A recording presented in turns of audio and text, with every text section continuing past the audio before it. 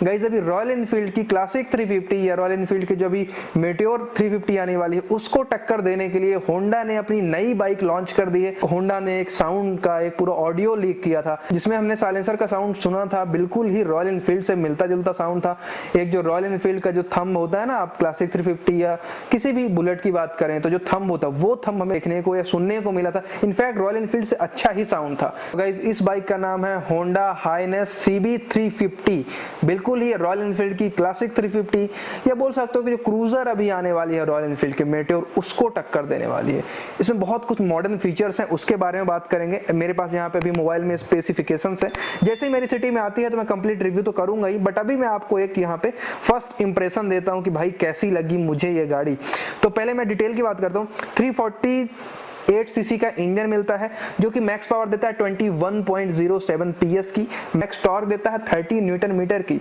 तो royal Enfield के terms में यहाँ पे ये क्लियर विनर है। पावर भी 1 bhp या 0.5 bhp से ज्यादा है, टॉर्क भी 3 न्यूटन मीटर से ज्यादा है, मतलब टॉर्क ही ज्यादा है रॉयल एनफील्ड के कंपैरिजन में। बाकी बोर और स्ट्रोक तो सेम ही दिख रहा है मुझे, 70 और 90 लगभग सेम ही इसको बोल सकते हैं। उसी के अलावा मैं अगर थोड़ा सा ट्रांसमिशन की बात करूं, 5 स्पीड ट्रांसमिशन है, सेम रॉयल एनफील्ड वाला ही मिलने वाला है। डुअल डिस्क मिलता है, फ्रंट में रियर में ABS मिलने वाला है, ऑब्वियस सी बात है। उसी के अलावा हाँ टेलीस्कोपिक मिलता है, सस्पेंशन वो ठीक है, हाइड्रोलिक मिलता है। हाँ रियर टायर जो है ना वो मिलता है 130 सेक्शन के टायर मिलते हैं विथ अलॉय व्हील्स, जो कि आपको रॉयल एनफील्ड में ऑप्शन तो है रॉयल एनफील्ड में अलॉय का, बट वो उतना अपीलिंग नहीं है। मतलब आपको एज ए ऑप्शन दिया जाता है, स्टैंडर्ड नहीं मिलता है। तो ये चीज है, इसमें आपको एलॉय व्हील्स ऑप्शन में नहीं बल्कि स्टैंडर्ड मिलेगा 130 सेक्शन के रियर टायर की वाइडनेस के साथ। फ्रंट टायर 100 सेक्शन के मिलेंगे। ये हो गया, एलॉय तो मिल ही रहा, मैंने बता ही दिया। वेट की बात करते हैं। वेट में अगर यहाँ पे देखूं 15 लीटर का फ्यूल टैंक मिलने वाला है, तो टैंक रेंज जो है इसकी काफी बेहतर होने वाली है। 181 kg का गाइस वेट है। तो यहाँ पे देखो रॉयल एनफील्ड क्लासिक 350 का वेट आपको अराउंड 190 kg मिलता है, लगभग ये 6-7 किलो कम रहेगी। साथ ही साथ में टॉर्क भी अच्छा है, पावर भी अच्छी है। तो भाई पैकेज तो देखने में मतलब on the paper royal Enfield की क्लासिक 350 या बुलेट से तो अच्छी लग रही है मुझे। उसी के अलावा सबसे बड़ी बात यह है कि LED टेल लाइट है, मतलब फीचर्स कुछ एक्स्ट्रा है। इंस्ट्रूमेंट कंसोल है, उसमें भी देख सकते हो डिजिटल पार्ट ऐड किया गया है।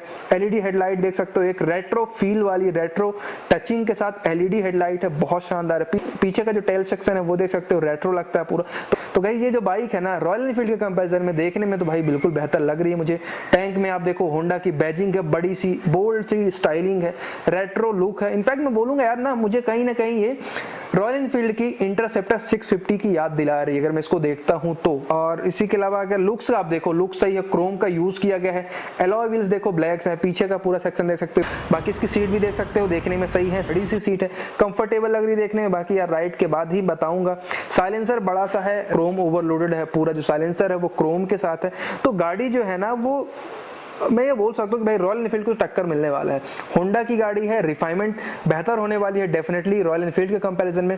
बाकी यार जो है ना थोड़ा सा हायर स्ट्रोक की गाड़ी है, हायर टॉर्क की गाड़ी है। तो उसी के अलावा जो भी होगा फीडबैक तो चलाने के बाद ही मालूम चलेगा कि रिफाइनमेंट जो है, जो हम होंडा को जानते हैं कि भाई गाड़ी तो बिल्कुल रिफाइंड होने वाली है, तो वो इस गाड़ी के साथ कॉम्प्रोमाइज हुआ है कि नहीं, कहीं रिफाइनमेंट तो इसकी लैग नहीं हो गई। इसमें आपको 2 वेरिएंट देखने को मिलते हैं। बाकी जो सस्पेंशन है वो मैंने आपको बता दिया, टेलीस्कोपिक मिलते हैं। पीछे जो है मोनो नहीं मिलते हैं, वही जो ट्विन वाले सस्पेंशन मिलते हैं। इंस्ट्रूमेंट कंसोल है उसमें डिजिटल पार्ट भी ऐड किया गया है, जिसमें अगर मैं देख पा रहा हूं तो ट्रिप मीटर हो गया, आपका क्लॉक हो गया या आपका फ्यूल गेज हो गया, ये सब आपको डिजिटल देखने को मिलता है। बाकी जो है स्पीडोमीटर वो आपको एनालॉग पे देखने को मिलता है। इंजन जो है एयर कूलिंग वाला रहेगा इसमें नॉर्मल, क्योंकि रॉयल एनफील्ड के हिसाब से बनाया गया है। तो इंजन आपको नॉर्मल इसमें एयर कूलिंग मिलेगी, कोई भी मॉडर्न ऑयल कूलिंग या लिक्विड कूलिंग नहीं मिलने वाली है। बट यार ठीक है, मैनेज हो जाता है, रॉयल एनफील्ड में हम मैनेज कर ही तो रहे हैं, तो वो चीज है। इसकी प्राइसिंग की बात करते हैं तो गाइस इसकी एक्स शोरूम प्राइस है 1.91 लाख। तो प्राइस आप देखो बिल्कुल इंप्रेसिव रखी गई है, रॉयल एनफील्ड को टक्कर देने के हिसाब से ही रखी गई है। तो भाई मेरे हिसाब से ये बाइक बिल्कुल रॉयल एनफील्ड को टक्कर देने वाली है। मैं भी इसको राइड करूंगा, राइड रिव्यू आपको दूंगा। इनफैक्ट मैं प्लान कर रहा था कोई रॉयल एनफील्ड की बाइक खरीदने का इन फ्यूचर, तो मे भी मैं इसको कंसीडर करूं। गाइस अभी तक तो हमको या सभी को लग रहा था यार शायद अभी जो होंडा ना जो साउंड हमें देखने को मिल रहा है वो कहीं ना कहीं जो रेबल 300 है उसका होने वाला था, बट ये तो कुछ नया ही धमाका हो गया। कोई ओपिनियन हो बता दो कमेंट बॉक्स में। वीडियो कैसी लगी, इन्फॉर्मेटिव लगी हो तो लाइक करो। और हाँ, जल्दी से जल्दी इनफैक्ट कल ही आपको हॉर्नेट 2.0 का कंप्लीट डिटेल का रिव्यू मैंने पूरा उसको राइट किया है। तो अगर आपने फॉलो नहीं किया तो वहां पे करो, क्योंकि वहां पे मैंने स्टोरी पहले डाल दी थी कि भाई हॉर्नेट को मैं टेस्ट कर रहा हूँ, राइड कर रहा हूँ। हाँ गाइस, चैनल को भी सब्सक्राइब करो। चलो फिर, न्यूज सही लगी हो दोस्तों के साथ फैला दो न्यूज को। अगर कोई भी रॉयल एनफील्ड की गाड़ी खरीदने वाला है तो अभी उसको बताओ भाई ये होंडा की भी एक ऑप्शन में आ चुकी है। होंडा जैपनीज ब्रांड है, बहुत अच्छी रिफाइंड गाड़ी बनाता है, तो इसको देखो, कंसिडर करो। चलो मिलते हैं नेक्स्ट वीडियो पे, सी यू सून।